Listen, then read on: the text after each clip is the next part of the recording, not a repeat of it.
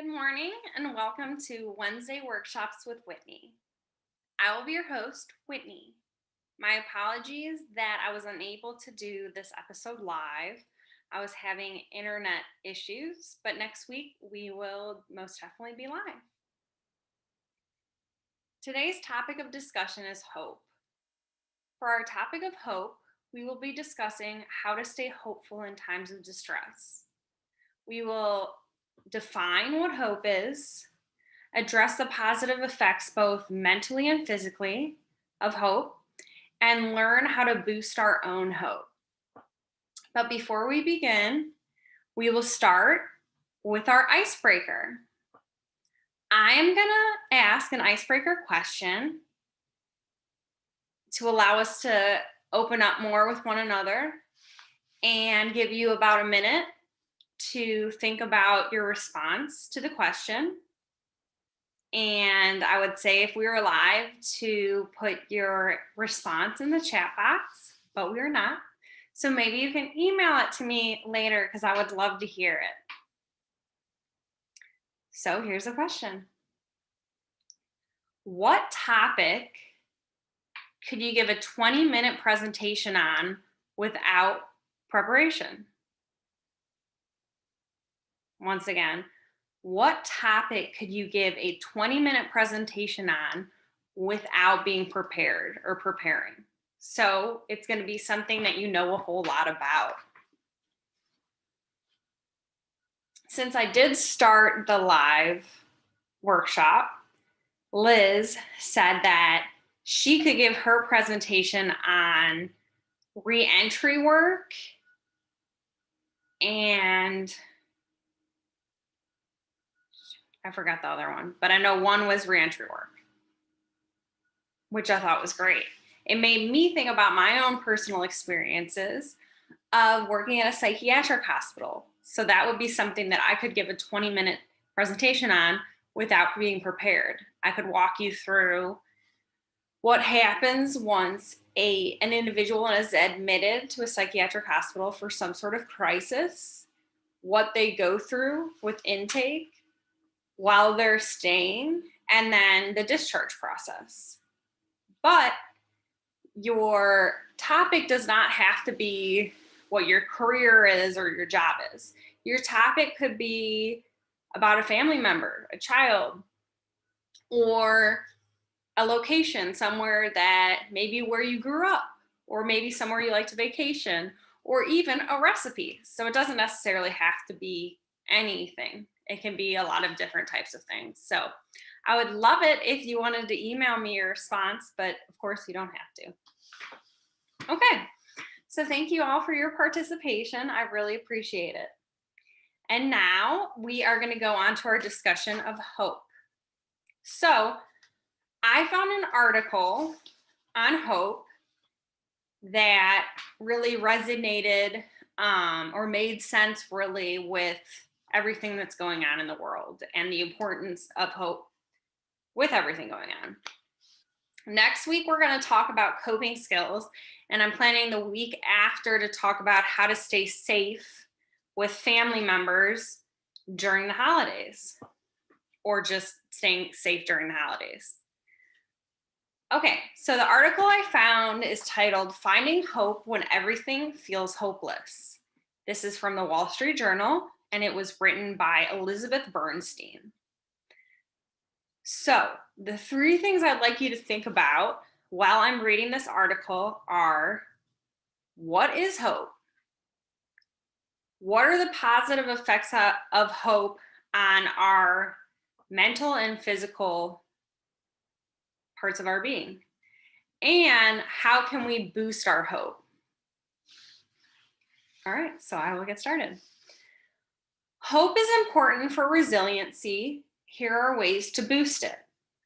I've got the perfect 4-letter word for the moment, hope. Yes, it feels increasingly difficult to remember 7 months into a pandemic during an emotionally exhausting election cycle as winter bears down. Yet hope is the very best reaction for the moment, psychologists say. It's crucial to our physical and mental health. It guards against anxiety and despair, and it protects us from stress.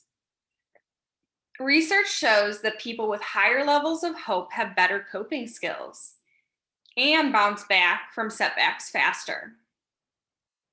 They're better at problem solving and have lower levels of burnout. They have stronger relationships because they communicate better and are more trusting.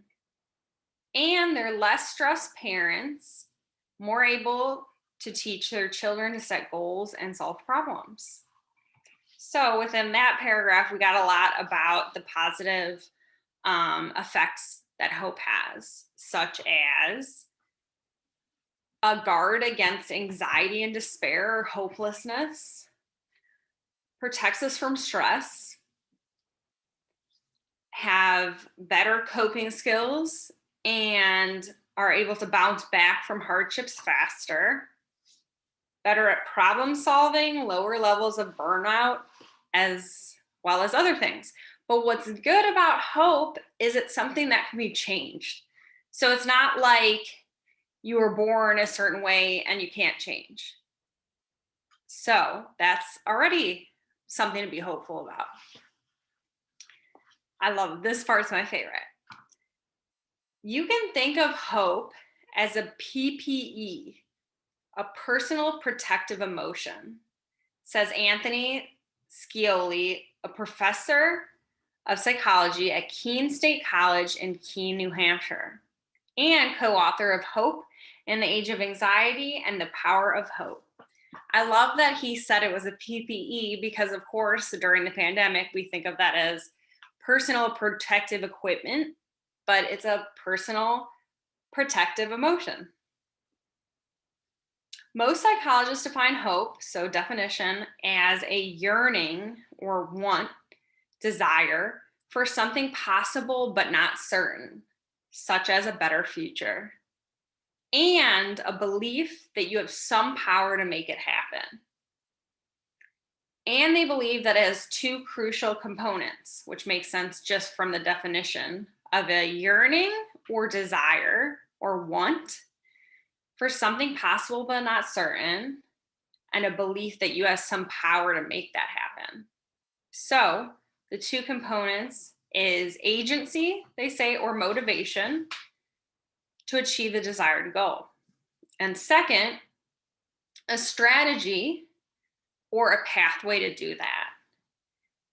This is how hope differs from optimism, which they define as the belief that the future will work out no matter what you do. So within that example, for hope, it would say the belief that the future will work out because you're doing this or that, versus optimism being the hope that the future will work out no matter what you do. So with hope, you have some sort of action that's involved in the outcome of the future working out. So it's almost like a higher probability of the future working out because you're doing something positive to enhance that. So they give you an example. Let's say you want to lose 10 pounds. You'll need a plan, such as a healthy diet or exercise plan, or both, and the willpower to follow that plan. Without this, you have no hope for a fitter body, just wishful thinking. So in order to lose the weight, yes, you need some sort of plan, like I will stop eating this, or I will incorporate some sort of diet program and exercise program. But if you don't change your diet and you don't start exercising, there's no way that you're going to lose the weight, or else you would have already. So the good news is that hope is not set in stone. Hope can be changed, influenced. So like I said, it's not that you're born with a certain amount of hope and you'll never have more. You can change hope. Some people are more hopeful than others, thanks to a combination of nature and nurture. Dr. Scioli believes these people draw on four main Resources. The first being attachment. Attachment is a sense of continued trust and connection to another person. Mastery, so second, or empowerment is a feeling of being strong and capable, and of having people you admire and people who validate your strengths. People, maybe role models that you can look up to say, hey, if they did that, then I can do it too. 3, survival, which has 2 features: a belief that you're not trapped in a bad situation, and an ability to hold on to positive thoughts and feelings even while processing something negative. Which yeah. So survival, a belief that you're not trapped in a bad situation, and an ability to hold on to positive thoughts and feelings even while processing something negative. And we're surviving this pandemic. We're surviving these things that are happening. So that says something, or, for the most part. And lastly, spirituality, which is a belief that there's something larger than yourself. And spirituality doesn't necessarily mean you're a religion. It can just mean that you believe that there's something beyond this that gets you to keep going. So, like they said before, the good news is that hope is malleable. It can be changed. And with that, you can boost it.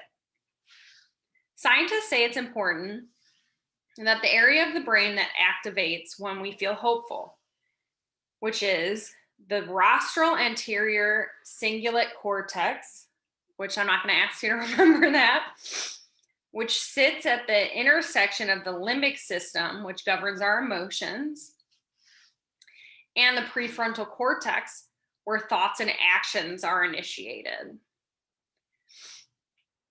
This shows that we have some influence over our feelings of hope or hopelessness. Hope is a choice, says Rick Miller, clinical director of the Center for the Advanced Study and Practice of Hope at Arizona State University. Of course, it seems harder to choose hope at the moment when the world seems so bleak and our brains are on high alert, constantly scanning for threat. Hope is competing with all of our other thoughts and emotions for attention right now, says Mr. Miller, author of The Soul, Science, and Culture of Hope. It has to struggle to find its place in our mind. If you're grappling with a deep despair and having trouble finding any hope, I strongly recommend you speak with someone, a therapist, clergy member, counselor, family member, or a friend. Similarly, if someone you know seems despondent or hopeless, please reach out to them. And in case you need it, here is the National Suicide Prevention Lifeline, which is 800-273-8255.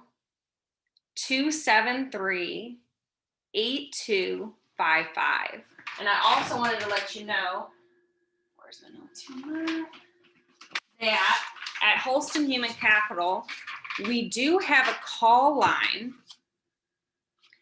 So if you're in some need of help or you feel like maybe you need some counseling, you can call area code 312-858-7420. Once again, it's 312-858-7420. Okay. And here is some advice on everyone whose hope could use a boost right now. Okay. Measure it. To increase hope, it helps to know your baseline or starting point and which areas you need to improve. In the early 1990s, a psychologist named C.R. Snyder created the Adult Trait Hope Scale, which is a list of 12 questions that test whether a person has both the agency, or I guess the motivation and the pathway thinking necessary for hope, and Dr. Scioli has a longer online quiz that explores the 4 areas he believes hopeful people drew on: attachment, mastery, survival, and spirituality, which we just talked about. It can measure both your current level of hope and your long-term capacity for it. So what I can do when I post this video is I can put down the links for both of those online quizzes if you'd like to check them out. Okay, another booster tip is, well, according to this article, is to read history. Since the pandemic began, I've read books on the Black Death, the Civil War, Winston Churchill's inner circle during the London Blitz, and Miami in the 1980s, or in 1980. Each one cheered me up. They helped me put 2020 in perspective. They reminded me that bad times do end, and they gave me an intimate peek at how people have held on to hope in the darkest times. If you look at how surprising events often come about in unpredictable ways, it can get you out of a fatalist way of thinking, says Michael Malona, an assistant professor of philosophy at Ryerson University in Toronto and the author of just published white paper on hope and optimism. Okay. Dr. Malona suggests focusing on the ways history has moved forward positively, such as the fall of the Berlin Wall or Nelson Mandela's journey from prison to president of South Africa, or even the flu of 1918. Being able to look at history and look at hardships that have happened in the past and how people remain hopeful and move forward from there can be really inspiring. Okay, next booster for our hope. Future cast. Imagine yourself happy when life returns to normal or some sort of normal. Arizona State's Mr. Miller recommends visualizing 4 areas of your life: your home and family, your career, your community, and your recreation. And to ask yourself how you would like them to look in the future. Picture them in great detail. Who are you with? What are you doing? How do you look? Those become your goals. Next, think about what you need to do now to make that vision happen. Now you've got agency. So, even though right now it's hard to think about the future, if you set your goals, you're gonna start, you set your goals and you start moving towards those goals in any way that you possibly can, which might be some sort of small step, that's okay, because then you start moving towards that. Okay. Next tip to boost your hope is take a small step. Often when we're stressed, we become overwhelmed. Setting one goal for the week and identifying the steps we need to take to reach it can give us a sense of control. Once we begin to experience the success in those steps, we start to see more clearly that the future is possible. And we have the power to pursue that goal, says Chan Hellman, Executive Director of the Hope Research Center at the University of Oklahoma. Okay, so yeah, setting a small goal. Like, I've started going on walks. I try to do it every day. If I don't, I'm not mad at myself, but it really affects my mental and physical. Okay, next tip for boosting our hope is watch your words.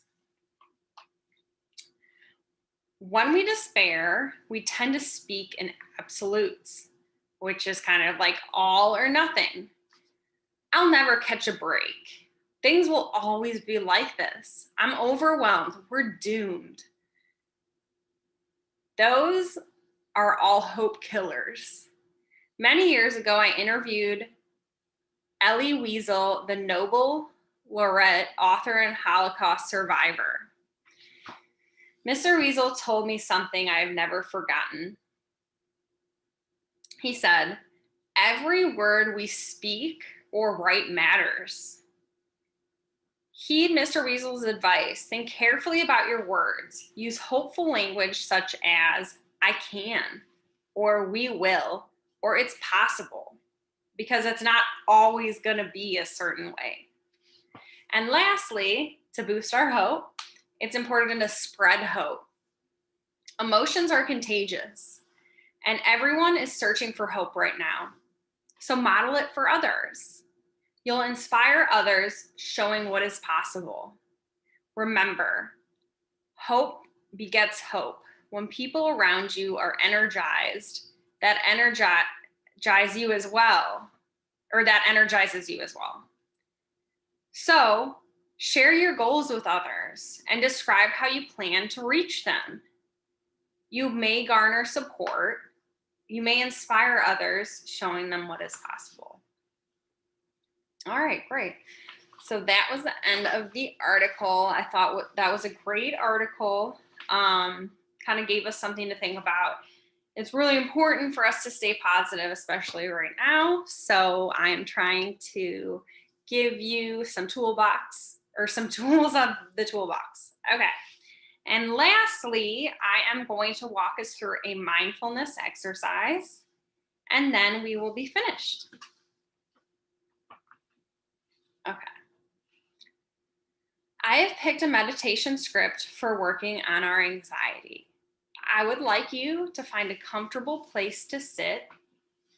Please have your feet flat on the floor and rest your arms on your hand or on your legs or on your side.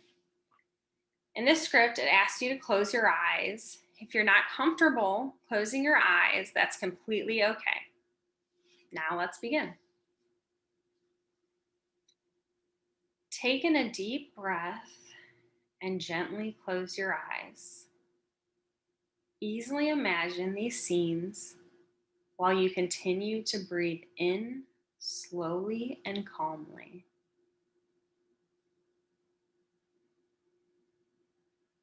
See yourself relaxing by a beautiful, calm lake.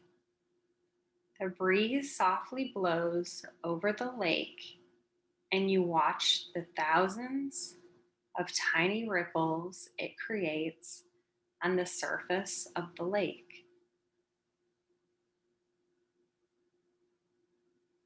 Your surroundings here are so calm and pleasant that it brings a feeling of complete peace that washes over your entire body and mind. You breathe in deeply and allow the peacefulness to fill you. You notice the birds singing in the trees, softly chirping and singing songs of their simple happiness. Take the time now to release any worries, any disturbing thoughts, any sadness you may be feeling. Let those feelings float up, out, and away, floating far away. Whatever has happened today that has bothered you, it's time to let it go.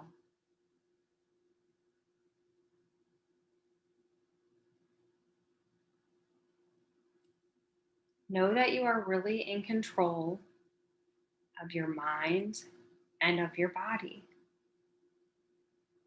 You can choose to allow these bothersome emotions to leave.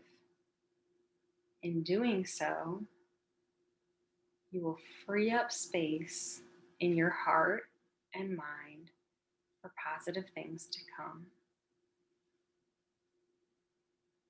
Life is all about creating what you want and choosing good thoughts that make you feel good.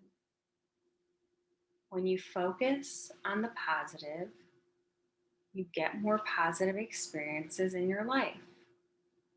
Releasing any negative thoughts serve like an umbrella on a rainy day.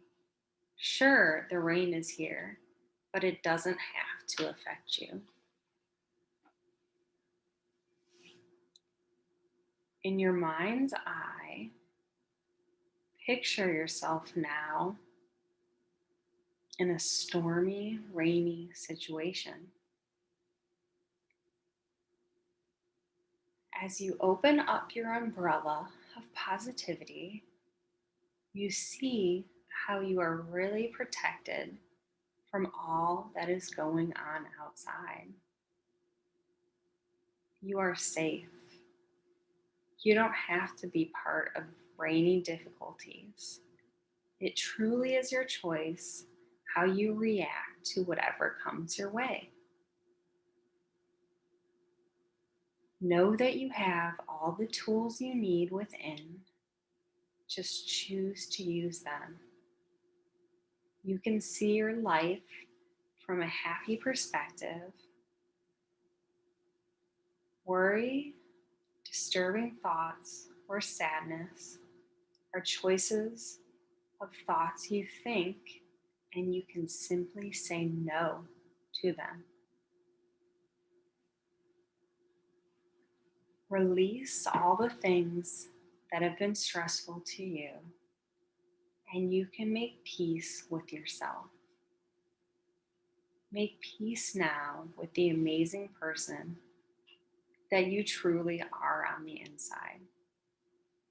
Nurture yourself with your loving thoughts. Release any negative images or ideas about yourself. You have a choice in what you believe. Your mind is your greatest asset and your best tool. Now take in a deep breath. Allow good feelings to fill up your heart and your mind. Peacefulness and calm are all around you. Open your eyes when you are ready and stretch fully. Thank you so much for coming to today's Wednesday workshop with Whitney, and I hope that you have a wonderful rest of your day. Bye-bye.